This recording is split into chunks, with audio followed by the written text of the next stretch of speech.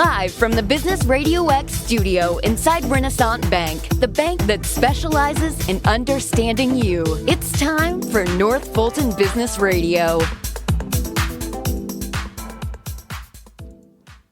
Hello again, everyone. I'm John Ray. Welcome back to North Fulton Business Radio. You are in for a treat today. My friend Rachel Donnelly is with us, and she's just released a brand new book. It's called Late to Your Own Funeral, How to Leave a Legacy and Not a Logjam. Yes, you do want to hear this show because Rachel approaches this subject in a humorous and tongue-in-cheek way that I think you'll enjoy. But before we get to Rachel, I just want to remind you that if you would like to send your mega bank to its own funeral, if you're tired of one of those banks, and you know what I'm talking about, those computer-generated voices and chatbots and all the ways they have to separate you from them, Renaissance Bank has a different way. The clients that I refer to Renaissance tell me that they are big enough to handle pretty much any need that they can come up with, but they're small enough to deliver their services in a personal way. That's a magic combination that you might want to take advantage of. Go to renaissancebank.com to find out more and to be in touch.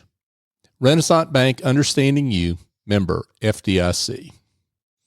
And now again, I want to welcome Rachel Donnelly. Rachel is with AfterLight, that's her own firm, and she is the author of a brand new book, literally right off the presses, called Late to Your Own Funeral, How to Leave a Legacy and Not a Logjam. Rachel, welcome back. Thanks so much for having me back, John. I'm just delighted to, and congratulations on your book. Thank you. You were my inspiration. You helped get me here. I think you did it on yourself, but thank you for that. But I think you did it on your own.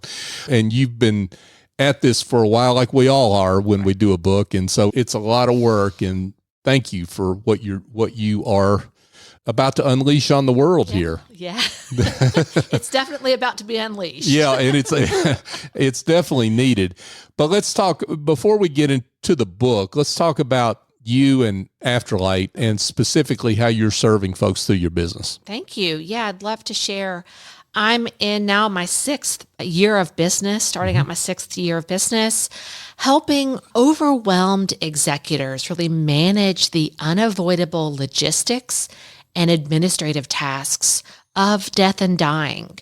I came to this work just based on my own need and what I experienced as a real gap in the market in terms of that support. Unfortunately, I had many losses in quick succession, losing both of my parents, then having to take care of an aging loved one after my mom died. When my mom died, I had just started a brand new job where I had no time off in the first 90 days. Oh my gosh. And unfortunately, she got sick, had major surgery, and died within the first 60 days. I was really put in an unfortunate and an awkward position of now having to settle my parents' estate.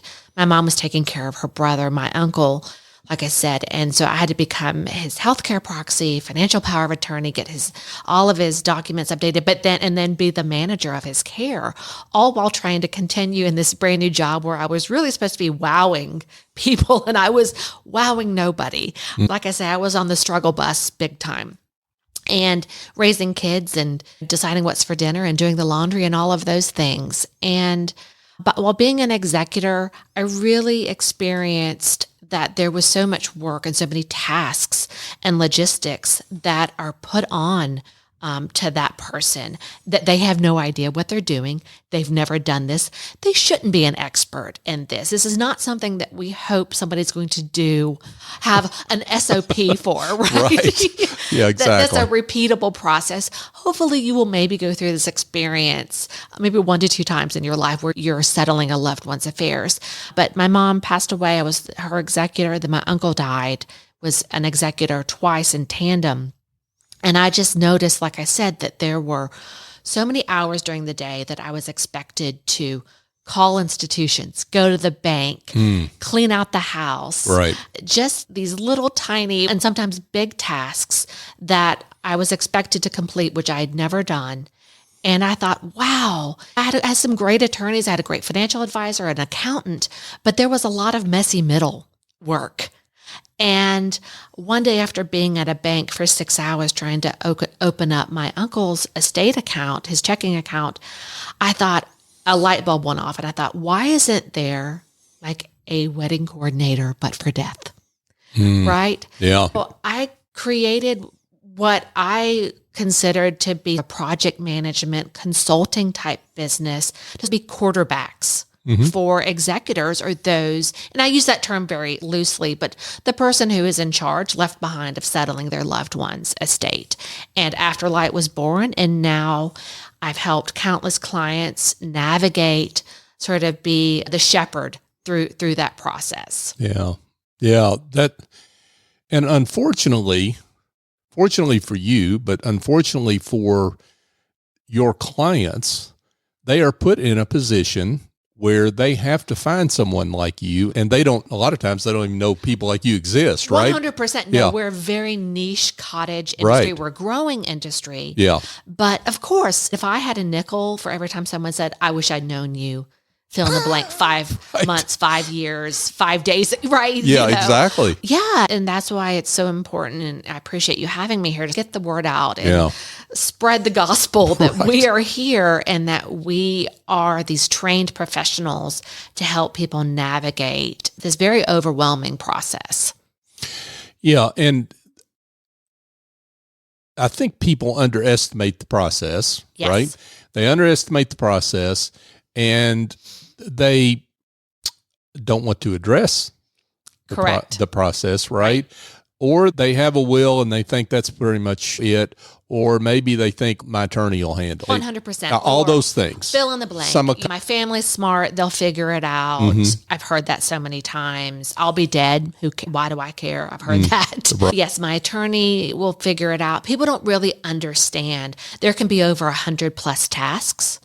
There are varying estimates that say the number of hours it takes for an executor to settle an estate is between 420 to 500 plus hours of work. So that's a lot of time. And we are an older sandwich generation. We're having kids later, right? So we don't have, and we're busier than ever. We have more stuff than ever, right?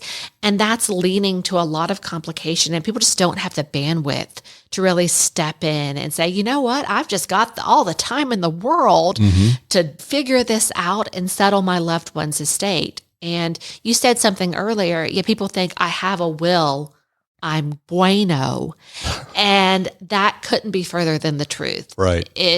We can take a very document-based approach to estate planning, I think, in this country, and where we really need to be thinking about it in a strategy-based approach. Say more about that. Yeah. Explain what you mean by that. Yeah. So people look at estate planning as holistical, right? I've got my financial power of attorney. I've got my advanced healthcare directives with my living will, my medical power of attorney, and they think, boom, done. I get a gold star, right? Have they had the conversations with the people who will be executing those documents to share where they are? Right. Where they're being stored, what are in those documents, right? And then have they shared, okay, here's a basic inventory of all of my accounts, my assets, what I owe. Here's what I own. Here's what I owe. I've still got a mortgage on the house, or I've got a car loan, or I've got that piece of property that was left to me by my grandfather that's in my name only. So in all these little pieces. And here are my passwords, so you can get to all that, right? Yeah. So people don't give people the tools in the toolbox. Right. To do the job. And it is very much a part-time job to be an executor. Right. So as I said, people are thinking, I've gone through this process, I've gotten all my documents created, but have they created the strategy around that and had communication with the people who will be in charge to execute? And have they chosen the right person for the right job? Rachel Donnelly is with us, folks. She is the author of Late to Your Own Funeral: How to Leave a Legacy and Not a Logjam. She's also the founder, CEO of AfterLight. Rachel, it strikes me, and before I say this, I'm not criticizing estate attorneys at all. They do meaningful, important work. 100%. They inadvertently play into the list game, right? Because they give clients a list of the things that they need to do, the will, the advance directive, etc. Right. And like you say, clients, they check everything off and then they think they're done. And hey, I need to come back in 5 years or whatever and update everything. But it's so incomplete when it comes to all the things that have to be done. Right. And I know some fantastic estate attorneys who are very much focused in that sort of educational groundwork of, hey, let's educate you why it's important for you to maybe integrate this strategy into your estate plan. Okay, you've chosen your son who lives in Singapore to be your executor. Is that really the most logistically sound from an administrative perspective way to do this?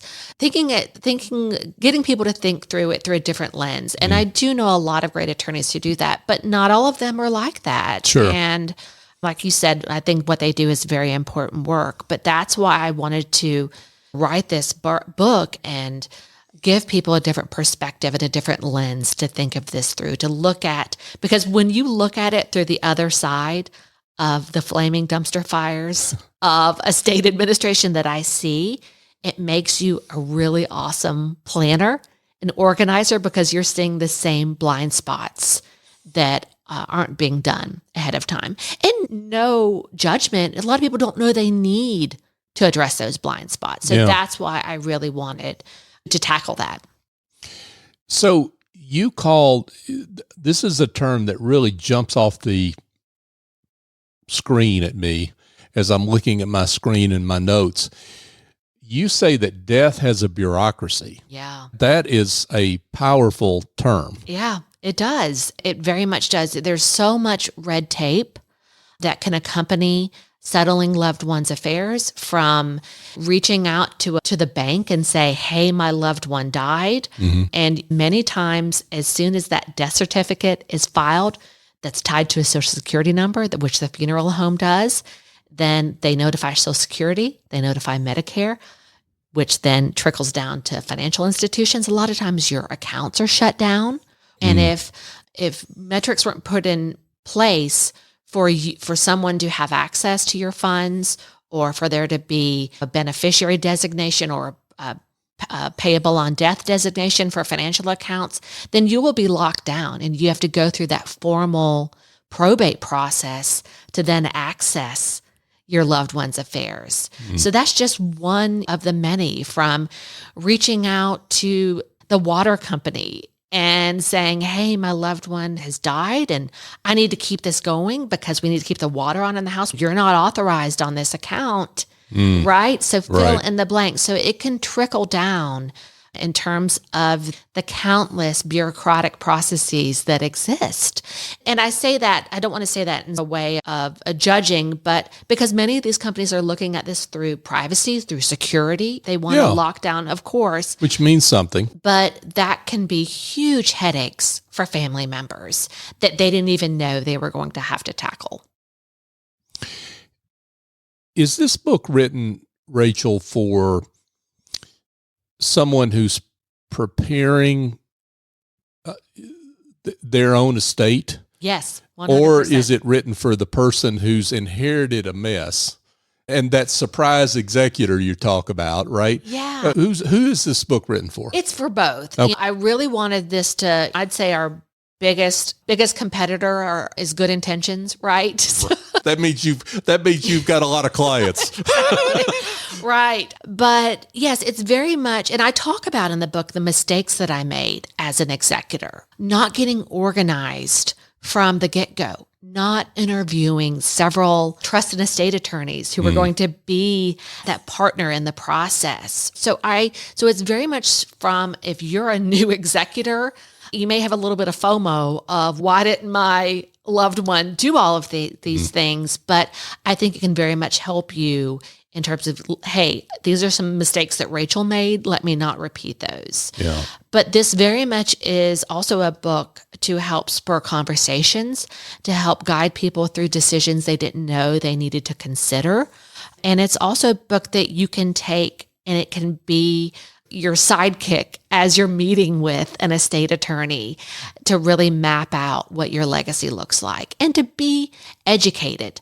I think knowledge is power, and you going in and being your own advocate and saying, what about this and what about this will only help make the process better.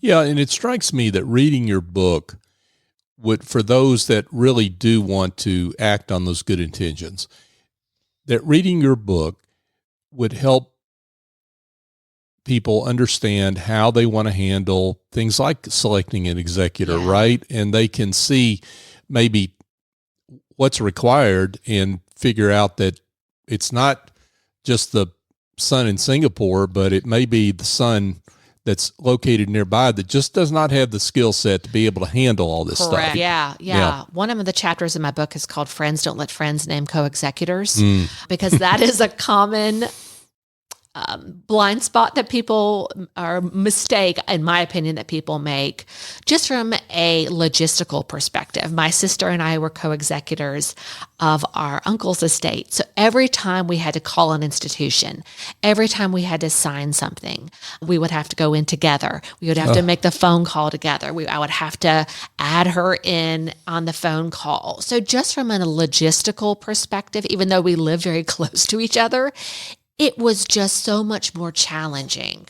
So I add that into my book to help people think through. I just met some new clients and they have 4 co-executors. And I was like, I just wanted to cringe. And I said, maybe let's talk about some of the possible pitfalls of that. So getting people to look at it through a different lens and say, that's a good point. I want to be fair to my children, not pick favorites. I tell people if your parents didn't choose you as the executor, they love you more. That's true. It really is true.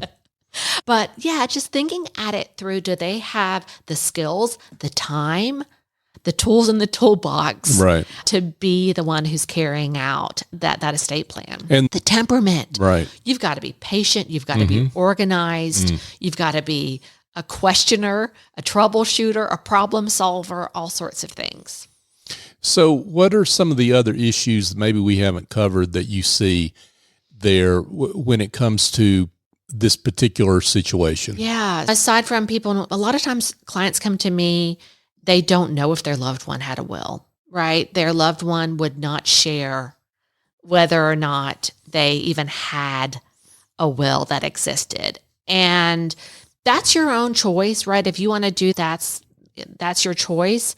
But maybe just saying, you know what, I haven't written a will, just FYI, heads up. So they don't spend the time go in vain in this sort of treasure hunt that's leading to nowhere. That can be one. People are really surprised. We talked a little bit about the bureaucracy of financial accounts getting shut down. People think, I'll still be able to use mom's debit card, right? Or credit card and pay for the funeral expenses. So not having immediate access to funds to shoulder those costs that accompany death. You have to pay the funeral home. Right. You have to pay an attorney to get the probate process started, right? You've got to pay for the florist, right? Or the obituary is very expensive. So that immediate access to funds and creating a plan for that can be so that they don't have to become a human ATM can be very important. Not knowing, like I said, I talked about this earlier, but just not knowing what their assets and debts were. Right. That can be a big one. And then the digital aspect is adding a whole nother layer of bureaucracy that I don't think people could be fully aware of. So it used to be, I remember my grandmother died and I went to her metal avocado green file cabinet and pulled out all of her folders that were neatly organized, and you would wait for mail to come in and, she had this account and this account, right? You can't necessarily do that now. A lot of statements are delivered electronically, and if you don't have access to your loved one's computer, maybe their email and things, then that can add a layer of complication in really creating what I call sort of the scaffolding of their estate. One thing I want to underline that, because I just put in my safe deposit box, I've got a password protection program or app or whatever. And so it's like the master key to get in there. And so my wife knows where it is. Right. And of course, she's got access to the safe deposit box. Yeah. But the point is not how great I am. The point is... Well, we know you are. No, not at all. But the point is, I was just amazed because I was looking at it, like how many different passwords I had. Yeah. And it's not just to the bank, it's to services that may or may not be needed anymore that you shut off. Correct. Yeah. And there are varying stats. I think the most recent one I saw that is that the average American internet user has over 240 online accounts with distinct usernames and passwords. That's unbelievable. It's unbelievable. And it's not just about that these may have financial value. They may have sentimental value. That's a big blind spot. It's heartbreaking when a client comes to me and they say, I don't have the unlock code to their phone. I can't access their Google Drive or Google Photos to get access to my loved one's photos. And that's not something that you can reverse engineer, right? You can't just pick up the phone and call Apple or Google. No. It doesn't work that way. No. They can also have exchange value, right? If you have frequent flyer miles or shopping rewards, right?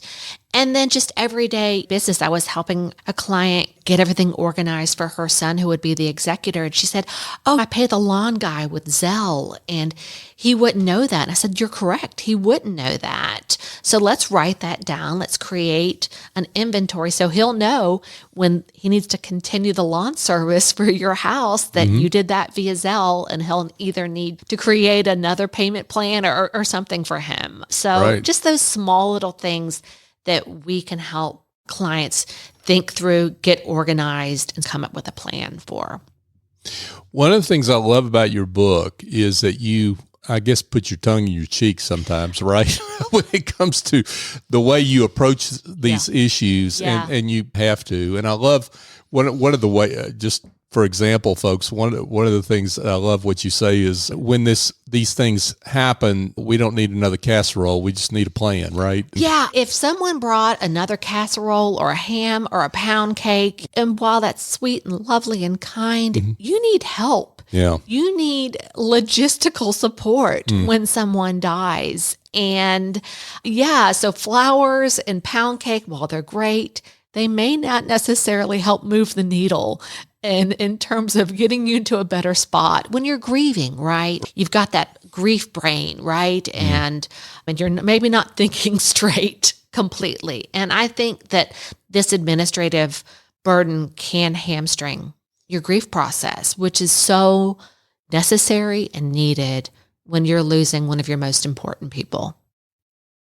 Yeah, and it can cause you to think ill of that person at moments in time, right? Yeah. Unfortunately, I said a few cuss words to my mother and to my uncle after they died, and God love them, but they were both baby boomers and had a collection of. They were collectors. Oh boy! As I called my mother, a high class hoarder, but she just had so many things, and that was the way that they were brought up, right? Yeah, it was just part of their generation, but. The Gen Xers, the millennials, the Zers, they don't want your Hummel figurine collection. I can pretty much tell you with a surety. They probably don't want it. So you're not only navigating, like I said, that bureaucratic process, but navigating what to do with all of their stuff and making a decision of, my grandmother saved the rice that they threw at my mother and father when they got married. Why? Yeah, I was cussing everybody at that point. Why would you leave me to make the decision about the rice? Exactly. Wow. Now I've heard it all. Boy, yeah. Folks, if you want stories, get in touch with Rachel, or better yet, just read her book, right? Because I'm sure you've got just a mountain of stories in here. Well, that was one of the reasons I wrote this. I just felt I had so many stories from not only personally, but working with clients that were just too bizarre, too strange to be fiction. And I thought, I've got to tell these stories.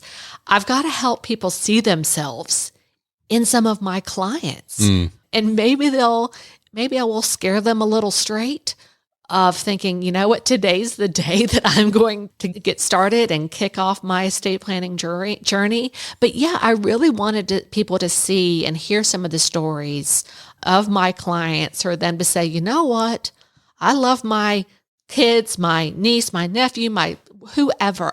I love them enough that I don't want to leave them with this mess. Rachel Donnelly, folks, she's the author of a brand new book, Late to Your Own Funeral, How to Leave a Legacy and Not a Logjam. Before I let you go, Rachel, I want to shine the spotlight back on your day job. Yeah. Which you could get back to now that you released the book, right? Exactly. A success story that helps illustrate the great work you do. I know you've got many. I've got so many. Yeah. A recent one, and she says, oh, please tell my story to anybody and everybody who you can tell. But this is a funny story and not a funny story. But I had a client reach out, and she was referred to me by an attorney, and she said, you're going to think I'm crazy. And I said, well, if I had a nickel for that. But she said, I had a call from an attorney who let me know that my ex-husband, who we've been divorced for over 50 years, 50. Wow. Died, and they found his will, and he named me as the executor of his estate. They had not spoken in 50 years. They'd both remarried, moved on, lived their great lives. She had no understanding or knowledge of his life, what he owed, what he owned. So we helped her with the help of her attorney, of course. She was named as the executor. We helped find assets and debts that he owed. We helped get the house cleaned out and got the house ready for sale. And she got multiple offers, I think 5 offers in one day. And that was the real assets of the estate. So she needed to liquidate and sell that house to raise funds to pay off there was a mortgage, right? So we helped her do all of those things, helped her navigate filing his final tax return and getting all of his assets and his debts and closing down accounts. And she didn't have to come to Atlanta. She didn't live here. She didn't have to come to Atlanta a single time. So I call that a win. That's a huge win. Because she had children and grandchildren in her own life. And I said, you're going straight to heaven, right? You have just guaranteed your place. You are a saint. Us working alongside each other, we had a lot of laughs, and we just had to look at it through a lens of humor. But it was a story, and helping her and navigating that it just felt really good to help her get through that and get back to her life. Yeah. Wow. What a great story. That didn't start out that way, but it ended that way. And I didn't know if it was the ultimate revenge to his. Right. Boy. Yeah. So don't anybody get any ideas out there. Yeah. Right. But I think regardless, it just goes to show, if you're an overwhelmed executor who just has no idea of your loved one's life, what they owe, what they own, and all of those metrics, and you really need to get back to your life, which we all should be able to, right? We shouldn't have to stop our life to take care of the things that our loved ones didn't manage or bother to take care of while they were alive. Then that's what we're here to help do. Yeah. Wow. That's fantastic. Rachel, let's get to the most important question at this point, which is how folks can find you, how they can buy the book, and learn more about AfterLight if they're interested in your services. Yeah, you can learn more about AfterLight at myafterlight.com. We're on LinkedIn and Instagram at myafterlight. If you want to buy my book, it will be on Amazon via ebook, paperback, and hardback. And then the Audible book will be coming out forthcoming. So I think later in the spring it will be coming out. But it's on Amazon. It'll be on Books A Million and all the different places. Narrated by Rachel. Yes. So that is forthcoming. But for now, you can get the ebook, the paperback, and the hardback. I love it. Rachel Donnelly with AfterLight and author of the great new book, Late to Your Own Funeral. Rachel, thank you so much for coming on. Thanks so much for having me, John. It was a pleasure as always. My delight. Hey, folks, a couple quick things before we let you go for today. before you get to planning that estate transfer and making it easier on your loved ones, and you're buying Rachel's book to do that, you may need to build your estate a little bit more. And my book helps you do that. It's called The Generosity Mindset, A Journey to Business Success by Raising Your Confidence, Value, and Prices. If you're in the expertise business, if you sell your expertise, you're a attorney, coach, consultant, CPA, what have you, and you're having issues around understanding your value, your positioning, your business development, your pricing, this book's written for you. Go to thegenerositymindset.com to learn more and learn where to buy the book. Also, we are at, I think this is show number 854. I only bring that up just to thank you, because if you're listening to this show, you have supported us over the years and buoyed us in so many different ways and cheered us on. And I can't thank you enough.